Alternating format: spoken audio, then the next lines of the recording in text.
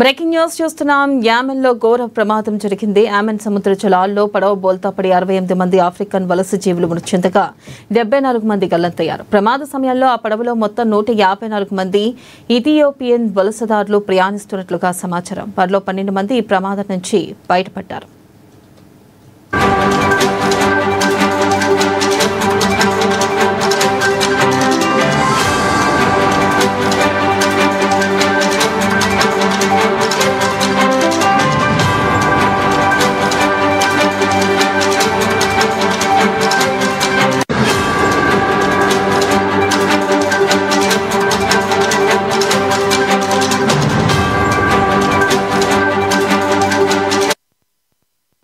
Breaking news చూస్తున్న యామెన్లో ఘోర ప్రమాదం జరిగింది. యామెన్ సముద్ర జలాల్లో పడవ బోల్తా పడి 68 మంది ఆఫ్రికన్ వలస జీవులు మృతి చెందగా 74 మంది గల్లంతయ్యారు.